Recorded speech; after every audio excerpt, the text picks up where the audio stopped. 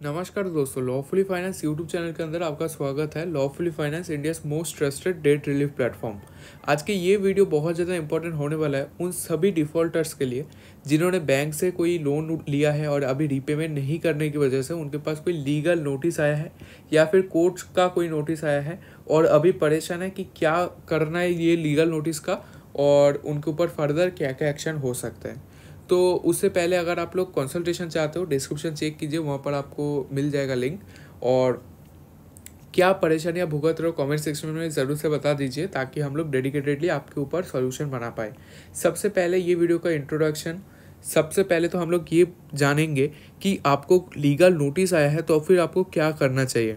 क्या आपको कोर्ट जाना पड़ेगा? क्या आपके ऊपर लीगल एक्शन होगा? ये क्वेश्चंस अगर आपके मन में है तो ये वीडियो काफ़ी ज़्यादा इंपॉर्टेंट होने वाला है, तो एंड तक आपको देखना कंपलसरी है, अदरवाइज आप कुछ चीज़ें मिस आउट कर जाएंगे और बाद में आपको दिक्कत होगा समझने में। और ये वीडियो सबसे ज़्यादा इंपॉर्टेंट है उन सभी लोगों के लिए, अगर आप लोन डिफ़ॉल्टर्स हैं तो ये वीडियो तो आपके लिए डेफिनेटली बनी है, आपके लिए ये वीडियो डेडिकेटेड है। तो चलिए शुरू करते हैं। सबसे पहले तो लीगल नोटिसेस क्या होता है ये जानना बहुत ज़्यादा इंपॉर्टेंट है ना। कोई चीज़ जानने से पहले उसका हम लोग पूरा इम्पोर्टेंस जानते हैं कि क्यों आया है, क्या करना चाहिए, पूरा इन्फॉर्मेशन। तो एक एक करके हम लोग चीज़ें समझेंगे। सबसे पहले तो बैंक या फिर एनबीएफसी से आपको एक ऑफिशियल लीगल नोटिस भेजते हैं जब आपका लोन एनपीए यानी कि नॉन परफॉर्मिंग एसेट हो जाता है। वो कब होता है? जब आपका लोन 90+ डेज ओवरड्यू हो जाता है। 90+ डेज अर्थात आप 3 महीने के ऊपर से पेमेंट नहीं कर रहे हैं, तब आपको लीगल नोटिस मिलेगा, यानी कि आपका लोन एनपीए हो चुका है। इस कारण से ये बेसिकली एक वार्निंग दिया जाता है आपको बैंक की तरफ से। ये एक वार्निंग होती है जो बताती है कि अगर आपने पेमेंट नहीं की तो फिर आपके ऊपर लीगल एक्शन स्टार्ट हो सकता है। बैंक आपके ऊपर अभी लीगल एक्शन लेने वाला है। तो आपको बहुत सारे नोटिस मिल सकते हैं, जैसे कि लोक अदालत नोटिस। लोक अदालत के अलावा आपको आर्बिट्रेशन का आ सकता है या फिर आपके ऊपर सिविल कोर्ट का भी नोटिस आ सकता है। ये बहुत ज़्यादा इंपॉर्टेंट है ये तीनों समझना। तो एक एक करके ये तीनों को पहले डिस्कस कर लेते हैं। सबसे पहले तो नोटिस के टाइप्स एंड आपको क्या करना चाहिए ये हम लोग जानेंगे। सबसे पहला है लोक अदालत नोटिस। ये लोक अदालत नोटिस क्या है? इसमें आपको जब मिलता है ये आता है आपका डिस्ट्रिक्ट कोर्ट से। जैसे डिस्ट्रिक्ट कोर्ट से आपका ये नोटिस आया, इससे डरना नहीं है। ये आपका एक अच्छा चांस है कि आप लोक अदालत में जाके आप नेगोशिएशन का चांसेस बना सकते हो। नेगोशिएशन का चांसेस बनाने के बाद आप कोर्ट केस को अवॉइड कर सकते हो, प्लस सेटलमेंट का बेस्ट ऑप्शन ले सकते हो। बैंक में जाके आप समझौता कर सकते हो कि मेरे पास इतना पैसा भी नहीं है, मैं थोड़ा कम देना चाहता हूँ, मैं लोन को क्लोज करना चाहता हूँ बाय सेटलमेंट प्रोसेस। सेकेंड जो आपके पास नोटिस आ सकता है वो है आर्बिट्रेशन नोटिस। आर्बिट्रेशन नोटिस में बेसिकली एक आर्बिट्रेटर रहता है जो आपके बीच और बैंक के बीच एक मेडिएटर की तरह काम करते हैं, और वो मेडिएटर को ही हम लोग आर्बिट्रेटर के नाम से जानते हैं। तो ये एक प्राइवेट कोर्ट जैसा होता है जहाँ पर जल्दी डिसीजन लिया जाता है और लोन एग्रीमेंट के टर्म्स के अकॉर्डिंग होता है ये। तीसरा जो होता है वो है सिविल सूट नोटिस। ये बहुत ज़्यादा इंपॉर्टेंट है क्योंकि ये बहुत ज़्यादा डेंजरस भी है। अगर आप इसको इग्नोर करते हो तो आपके ऊपर कोर्ट केस डेफिनेटली होने वाला है। बैंक आपके अगेंस्ट ऑफिशियली केस फाइल कर सकता है। ये नोटिस के अंदर समन्स आ सकता है, आपके पास समन्स आने का बहुत ज़्यादा रिस्क है और इसमें प्रॉपर्टी और एसेट सीज होने का काफ़ी ज़्यादा चांसेस है। देखिए, अगर नोटिस की हम लोग बात करें तो तीनों नोटिस काफ़ी ज़्यादा इंपॉर्टेंट है, इसको हल्के में नहीं लिया जा सकता है। अगर कुछ नहीं हुआ तो फिर तो आप बच गए, लेकिन कुछ हो गया तो फिर आपको बहुत ज़्यादा लीगल प्रोसीड्योर्स में आपको फंसना पड़ेगा, आपका पैसा भी बहुत ज़्यादा वहाँ पर जाने वाला है। तो अब क्या करना पड़ेगा? सबसे ज़्यादा ये बात है कि क्या मुझे फिर आप अभी कोर्ट जाना पड़ेगा। देखिए, अगर आप लोक अदालत का नोटिस इग्नोर करते हैं तब आपके ऊपर कोर्ट केस का बन सकता है।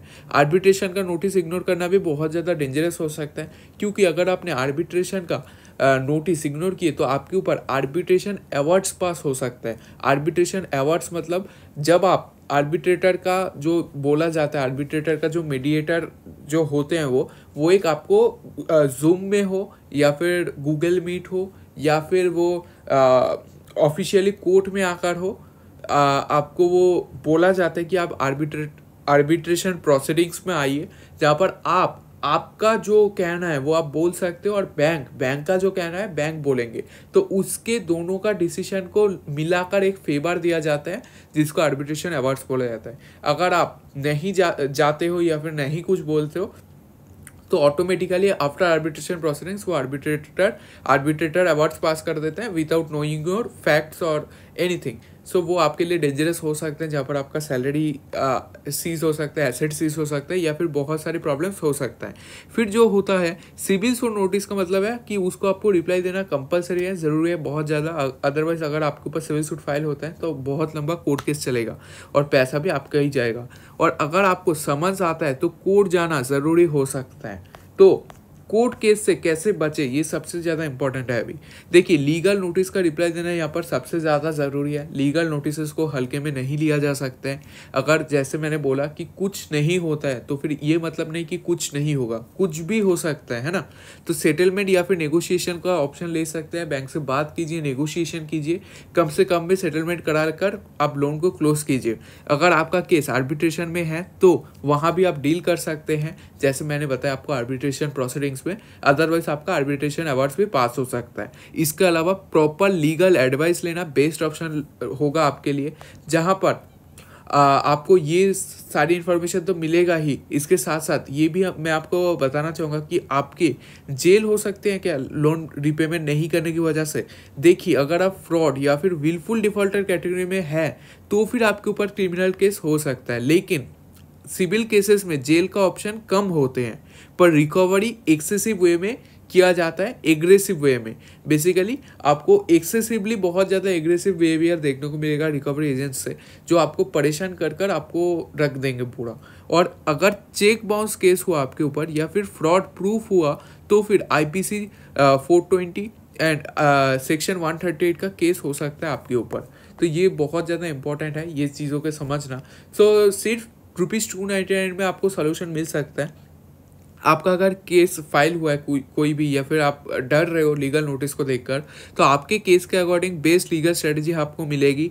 कोर्ट केस अवॉइड करने का और सेटलमेंट करने का सही तरीका आपको मिलेगा, जो बेस्ट सोल्यूशन आपको दिया जा सकता है।